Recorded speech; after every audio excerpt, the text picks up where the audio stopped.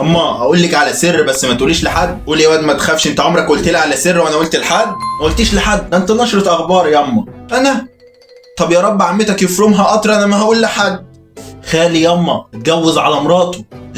لا يكسفه كده ما يعزمناش ليه؟ مكسوف مننا عشان ما يعزمناش؟ ما يعزمناش ايه ياما؟ بقول لك متجوز في السر على مراته، يعني في الخطوط تبص. رجاله خاينه دي هي اللي كانت بتاكله وكانت بتشربه، وحتى الحمام ليه كانت بتشخ بداله؟ شخ بداله ايه يا معفن انت؟ هلا قول لي، هو انت عرفت منين؟ عرفت منين؟ ما انا هقول لك انا عرفت منين.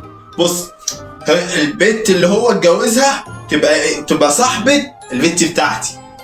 المهم فهي اللي بتكلمني بتقول لي خالك اتجوز صاحبتي، فتسيبك من الموضوع ده. المهم ان اخوك انت اتجوز ومالكيش يعني ولا اعرف حد، بس اوعى تقول لحد يا اما والنبي بقى كده.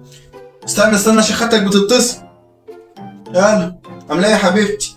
شفت يا اخت اخوك المنيل راح اتجوز على مراته وما هزمناش. شوف الكلام، شوف الواد الوحش انا مخصماه. والله مين اللي قال لي؟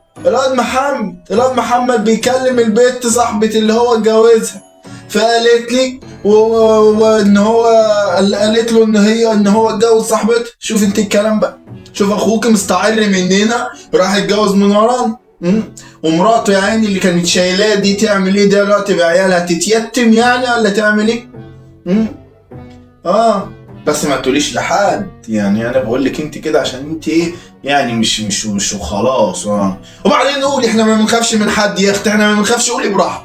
ياما قلت لك ما تقوليش لحد، اديك فرمت عمتي وخبصت. تتحرق عمتك مش مهم، المهم رنيلي على البت بتاعتك انت، انا عايز اكلمها عشان اتعرف عليها. خد ياما هات. الو، ايه يا حبيبتي عامله ايه؟ انا ام محمد، عامله ايه انت؟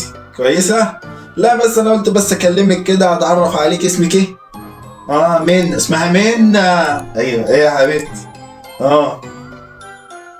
لا يا بنتي لا يا قلتيلي كل ده. لا انت لو الواد ده زعلك قوليلي انا بهدلهولك على طول. لا ما تقلقيش، احنا الحمد لله عارفين نربي ابني ده، انا اللي مربياه.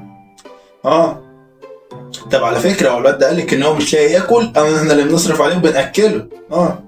قالك طب قالك ان هو ما عندوش شقه ولا لاقي مكان يبات فيه؟ قالك